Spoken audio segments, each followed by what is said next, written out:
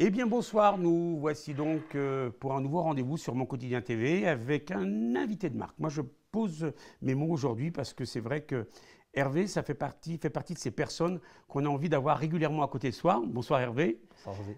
Pour une simple et bonne raison, c'est que non seulement on va se tutoyer, hein, parce Oui, qu'on oui. on a une passion en commun qui est de l'autre côté de l'Atlantique, parce que même si tu supportes un club français de hockey, les Canadiens de Montréal, ça reste quand même... hein. Bon, allez. Non, Hervé, trêve de plaisanterie, va pouvoir nous parler aujourd'hui de comptabilité, de conseils également, parce que c'est un domaine qui fait peur, parce qu'on ne sait pas du tout où on va, mais c'est un domaine dans lequel on ne peut pas intervenir sans vous, les comptables, les experts comptables, les commissaires aux comptes. Si je te donnais 5 minutes pour résumer ton métier. Alors mon métier, c'est d'abord assister les chefs d'entreprise dans toutes leurs démarches, dans toute l'élaboration de leurs comptes qu'ils ont à présenter à leurs financeurs, leurs banquiers, leurs actionnaires, leurs fournisseurs aussi. C'est aussi jongler avec eux sur les règles fiscales qui peuvent être plus ou moins intéressantes en fonction des choix. C'est aussi les assister sur les matières sociales avec leurs employés, avec leurs cotisations sociales. C'est aussi les assister en matière juridique sur les choix de structure. Qu'est-ce qui est intéressant quand ils sont tout seuls, quand ils se regroupent.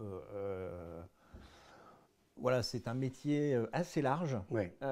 où il y a plein... C'est aussi la difficulté du métier, c'est que les études sont longues, parce qu'il y a énormément de choses à apprendre et on apprend en fait tout le temps. Oui. Moi, j'ai la chance, je trouve, d'avoir un métier où j'apprends tous les jours. Tous les jours, j'apprends quelque chose de nouveau. Et c'est ça qui est enrichissant. Et puis, la particularité de l'expertise comptable, c'est qu'on est indépendant et on conseille des petites structures en général. Et du coup, on a un côté humain qui est très intéressant parce que on est le partenaire du chef d'entreprise. Il nous confie parfois plein de choses, il nous confie des fois des choses qu'il ne confie pas à sa femme Ah, carrément. ou son mari. Ah bah voyons. Hein. Et voilà, normalement, on connaît beaucoup de choses de sa vie, beaucoup de choses de sa Oui, famille, c'est vrai. parce que tout est lié. Et puis il y a une chose aussi qu'il faut mettre en avant, c'est que souvent on vous donne l'image de la personne qui réalise le bilan, mais ça ne s'arrête pas là, parce que moi je vois trop de jeunes aujourd'hui qui me disent on va se mettre à notre compte, et je leur pose la question, vos business plans, vous en êtes où? Qu'est-ce qu'un business plan? Mais je pense que vous êtes aussi, vous, les comptables, là pour les aider dans cette démarche avant la création, de pouvoir mettre tout en place, savoir si c'est réalisable et sous quelles conditions. Tout à fait.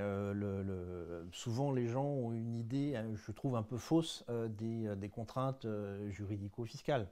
Les gens considèrent en France qu'on paye beaucoup d'impôts. C'est totalement faux. Si vous regardez tous les autres pays, je ne dirais pas qu'on est un paradis fiscal, mais il y a quand même beaucoup d'avantages. Par contre, ce qui est excessivement cher chez nous, c'est les coûts sociaux, notamment sur le travail. Donc c'est pour ça qu'il faut qu'on apporte des conseils en fonction des situations de chacun et voir quelle est la solution la plus appropriée aux différents cas qui peuvent se produire. Parce que on ne monte pas forcément une entreprise de la même manière si on a une idée à 3 ans, si on a une idée à 20 ans, si on est proche de la retraite ou si on a 30 ans, voire 25. Voilà, on n'aura pas les mêmes approches, il y aura des choix qui seront différents. C'est un métier également de conseil, puisque je veux dire, avant de s'embarquer dans un crédit ou dans une location pour un véhicule, pour un bâtiment ou pour une transmission d'entreprise, l'avis de l'expert comptable est primordial. Oui, alors on est là pour assurer le côté financier, pour vérifier que l'approche du chef d'entreprise est bonne. Attention, par contre, on ne peut pas se mettre à sa place parce que y a des métiers qu'on ne connaît pas forcément au quotidien. Oui. Et puis il y a plein de contraintes humaines qui font qu'une acquisition va bien marcher ou pas. Mais par contre, oui, on est là pour l'assister sur les choix financiers à faire, les choix structurels, et pour l'aider dans toutes les phases à peu près. En préparant cette émission, je me rappelle d'une anecdote, puisque j'étais moi-même chef d'entreprise pendant un moment. Et un jour, c'est vrai que j'en avais assez de payer des charges et tout. Je me suis dit, on va arrêter là, on va redevenir salarié. Ce qui est difficile, une fois qu'on est passé par la case de chef d'entreprise, de redevenir salarié. Et je me rappelle être allé à la CCI, je ne dirais pas où, et je leur dis, la prochaine fois que je viens, c'est pour vous annoncer que j'ouvre mon siège social au Luxembourg. Alors, est-ce que c'est vrai que ce sont des paradis fiscaux, toutes ces entités comme le Luxembourg, l'Irlande? Pour les grosses boîtes, oui, mais pour les PME, non. Si, dans certains cas, ça peut être intéressant, mais quand on a une stratégie À long terme? à long terme, Ouais. et puis déjà, clairement, il ne faut pas habiter en France. Ah, il ne faut pas habiter en France. Si vous habitez en France, si votre centre de vie est en France, si votre chien est en France, par exemple, C'est pas la peine. vous êtes français. Enfin, vos revenus seront normalement taxés en D'accord. France. Donc c'est vraiment une image. Dans certains cas, si, ça peut être intéressant. Quand les gens ont des stratégies à moyen ou long terme de déménagement dans d'autres pays, Ouais. mais au quotidien, bon, c'est quand même rare. On voit plus ça dans des opérations de cession, où effectivement, ça peut être plus intéressant, par exemple, de domicilier sa boîte en Belgique, parce qu'il n'y aura pas d'impôt sur la plus-value. Ce genre de choses. D'accord. Il faut que ça vaille le coup. Il Oui. faut que vous ayez une grosse boîte. Il faut aimer vivre à Bruxelles. Quand on habite à côté de Marseille, près des Calanques, ça doit être un peu dur. Compliqué là. Hein. Voilà, donc il y a des choix. Après, moi je dis toujours à mes clients, le fisc ne doit pas être la première motivation. La première motivation, c'est d'abord la rentabilité de votre boîte, la rentabilité de vos affaires. Après, bon, effectivement, on va aménager, on va aider le client à optimiser. Ça, c'est notre cœur de métier souvent. On fait une fois par an ou au fil de l'eau. Après, il y a deux phases. Il y a les gens qui veulent créer. Et puis il y a les gens qui veulent racheter une entreprise qui arrive par exemple soit en fin de vie, soit tout simplement par un départ en retraite. On le voit de plus en plus avec les commerçants. C'est d'ailleurs un peu dommage, on voit beaucoup de petits commerces qui disparaissent sans possibilité de reprise derrière parce que les gens ne veulent plus de revenir boucher et tout. Alors est-ce que c'est vraiment, parce que quand on entend les journalistes sur les grandes chaînes de télévision, il y a petits commerçants dans les centres-villes, pourtant il y en a quand même qui existent. Vous avez comme des clients aujourd'hui qui ont envie de reprendre des petites activités. J'ai des clients qui ont des petites activités, etc. Mais c'est vrai qu'ils ont du mal à trouver des repreneurs. Parce qu'il y a une image, parce que déjà toutes les mairies ne font, je trouve, pas ce qu'il faut pour garder le petit commerce. C'est vrai aussi. Elles préfèrent le grand centre commercial qui va, entre guillemets, apporter beaucoup de salariés, etc. Mais qui va un petit peu dénaturer le reste. Après... Attention, on est aussi dans un monde qui évolue beaucoup aujourd'hui, avec la montée en puissance des ventes par Internet, où les gens ne sortent plus. Ça va être un petit peu plus compliqué. Mais c'est vrai qu'il y a beaucoup de petits commerces qui périclitent. Manque de repreneurs. Et déjà, vous avez des activités très rentables, comme par exemple les bouchers, effectivement, où ils ne trouvent personne. Et c'est compliqué. Mais est-ce que les banques aujourd'hui vont aider justement un repreneur? Est-ce que on sait que dans l'immobilier, il y a un gros problème aujourd'hui pour passer un crédit? Il y a beaucoup d'acteurs qui se sont mis sur le marché en prenant à bras-le-corps le problème. L'État, par exemple, a mis en place des tas de systèmes d'exonération de plus-value pour des départs en retraite. Ce qui permet aux vendeurs de vendre un peu moins cher. Les banquiers, à partir du moment où vous avez un dossier sérieux, elles sont d'accord pour financer. On peut monter des dossiers, il ne faut pas s'arrêter au montant. Souvent, c'est plus intéressant d'acheter quelque chose de beaucoup plus gros que d'acheter quelque chose de petit. Oui. C'est plus facile en fait à financer. C'est comme au hockey, il faut vraiment tirer dans le but et pas tirer à côté finalement. Pour en revenir au sport. Oui. Mais oui, c'est vrai que c'est un peu dommage de voir tous ces petits commerces en centre-ville qui disparaissent, comme on disait, au profit des grandes. Et justement, quand on voit ça, on se dit, est-ce que finalement, cette crise du Covid n'a pas été un accélérateur de fermeture de petites PME? Possible. Il y a certains métiers, les restaurateurs souffrent énormément. Là, par exemple, décembre, janvier, c'est un peu terrible. Certains métiers comme l'habillement n'ont pas été trop aidés, donc c'est un petit peu compliqué. Oui. Et après, les habitudes des gens font qu'ils restent quand même un peu beaucoup trop chez eux. Oui. Aujourd'hui, on voit des comportements, notamment dans les métiers de l'informatique, où vous avez des gens qui s'expatrient, etc. Moi, hier soir, j'avais un Français qui réside dans la Silicon Valley, aux États-Unis, Californie, et qui me dit moi, je rentre au Havre parce que avec Zoom, je peux travailler de n'importe où. C'est vrai, mais il a raison quelque part. On peut pas. On l'a vécu également sur les grandes sociétés où diminution des notes de frais puisqu'on n'invite plus les gens au restaurant, plus de séminaires. Donc c'est vrai que c'est un petit peu... Il y a plein de métiers, voilà, il y a plein de métiers, voilà, tout ce qui est événementiel, tout ce qui est voyage, ça souffre énormément. Je pense qu'on va y revenir parce que personnellement, je ne suis pas du tout un fervent du télétravail. Mais alors que pourtant, j'aurais pensé que justement, un métier de comptabilité, on pouvait très bien avoir les assistantes qui travaillent à partir de chez elles avec l'ordinateur et appeler les clients. Oui, on peut, mais on a quand même un métier de contact et on a un métier où on communique entre nous. Et c'est vrai qu'il n'y a plus de communication au sein d'une équipe. C'est vrai. Dans beaucoup d'entreprises, les chefs d'entreprise me disent, mais là, on fait un petit séminaire de remotivation de l'équipe parce que tout le monde est parti dans son coin. Oui, c'est vrai. Et il n'y a plus de cohésion d'entreprise. Déjà, on est à une époque où beaucoup de gens expérimentés commencent à partir en retraite. Là, c'est la fin du baby-boom, etc. Et les jeunes générations sont encore différentes. Moi, c'est plus les changements de génération qui me perturbent ou qui me font pas peur, mais plus que le Covid. Les jeunes aujourd'hui n'ont pas les mêmes ambitions que nous, nos générations, pouvaient avoir. Ils sont, de notre point de vue, moins ambitieux, mais ils n'ont pas les mêmes besoins. Ils mettent peut-être en avant une qualité de vie avant le salaire, par exemple. C'est ce qu'on retrouve régulièrement aujourd'hui. Ouais.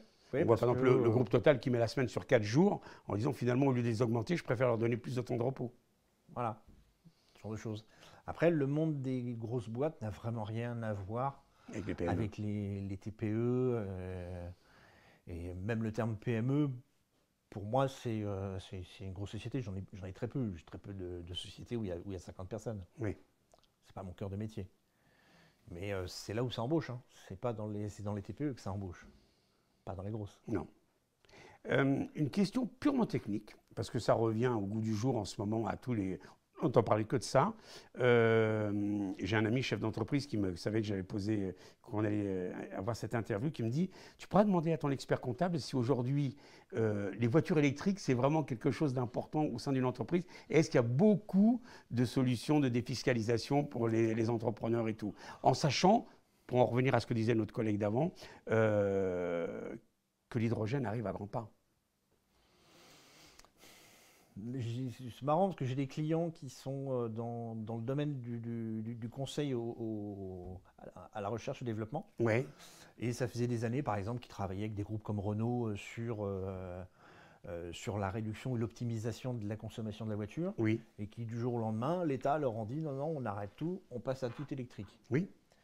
Et aujourd'hui, quel est le bon choix? Franchement, je ne sais pas. Parce que moi, j'ai des gens qui ont des voitures électriques qui me disent finalement la consommation, on passe son temps à recharger, etc., ça coûte aussi cher.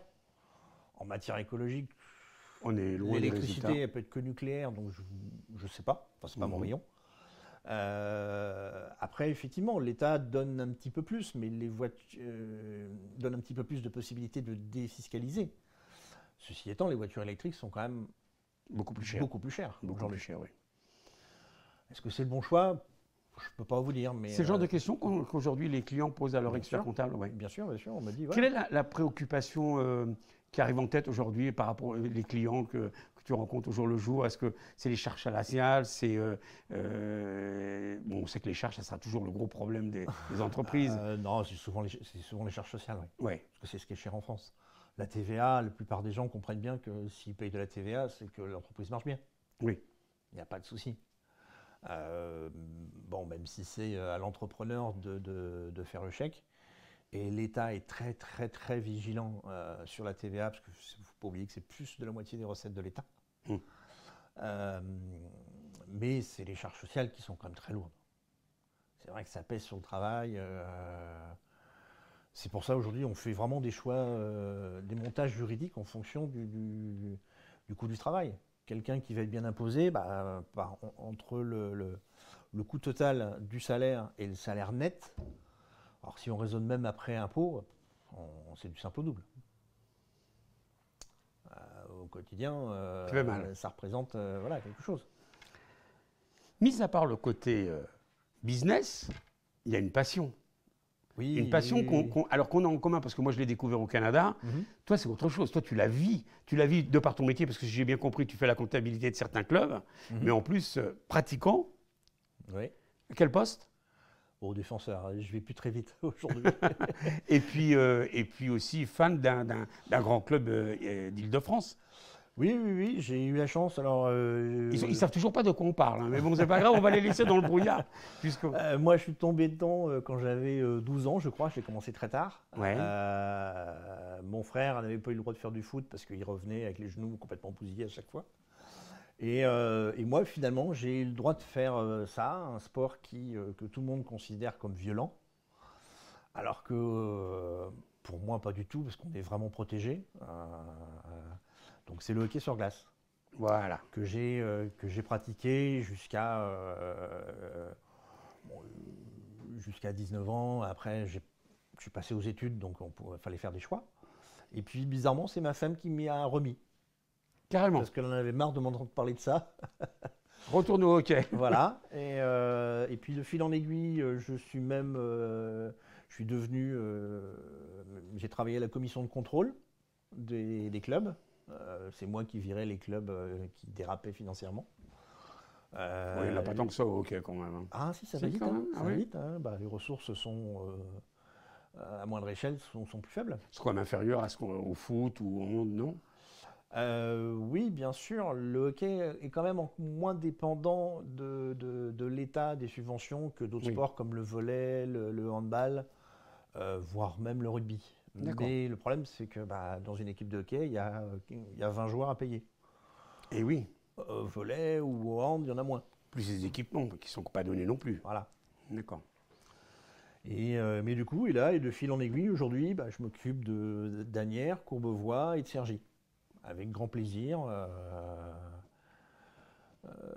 J'emmène même quelques clients à Cergy parce que c'est un vrai spectacle. Je vous encourage à y aller. C'est Oui. vraiment très joli à voir. C'est vivant, c'est palpitant. C'est vrai. Et c'est pas du tout violent. Alors c'est marrant parce que je rebondissais là-dessus, c'est que j'ai eu la chance d'assister à la finale de Coupe de France à Bercy. Et moi je revenais de Montréal, donc j'avais vu les Canadiens de Montréal jouer chez eux. Où là, à Montréal, ça tape quand même sec hein, quand ils s'envoient, ils font pas semblant. Et je trouvais qu'en France, on était quand même beaucoup plus light, on tapait moins les joueurs, on se donnait moins de coups, il y avait moins de bagarres sur la glace. C'est volontaire, Ouais. c'est... C'est déjà dans la culture canadienne. Souvent, à une époque, il y avait ce qu'on appelait le goon. Ouais. C'était le gars qui était là pour faire la bagarre, mais ce qu'adoraient aussi les spectateurs. Hein. Oui. Les spectateurs Oui. encore adorent voir deux gars qui se battent. C'est un peu débile, mais bon, c'est comme ça. C'est leur mentalité à eux. Ils aiment bien ça. Et ça a aussi pour effet de rebooster l'équipe quand l'équipe est un petit peu en dedans. Mais voilà, mais on n'a pas trop ça en Europe. Non, c'est vrai, c'est pas notre... Et puis les patinoires sont plus larges. Donc on il y a moins l'a de... dans d'autres sports comme le foot, mais on ne va pas en parler. Hein. Voilà, on va pas en parler. On va bientôt arriver à la fin de cette interview et d'ailleurs j'ai découvert plein de choses. Je sais pas, j'espère que vous avez eu les mêmes sensations que moi.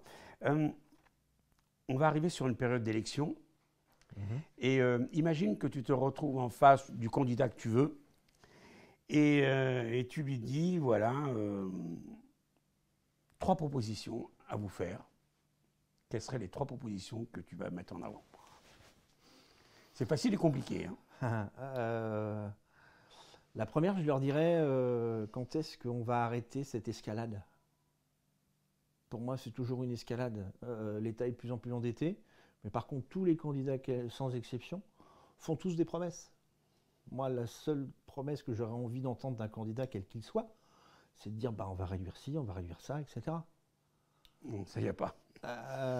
Voilà, je trouve que la politique, déjà le fait d'être élu, moi personnellement, je mettrais un mandat à 10 ans pour tout le monde, mais jamais aucune possibilité d'être réélu.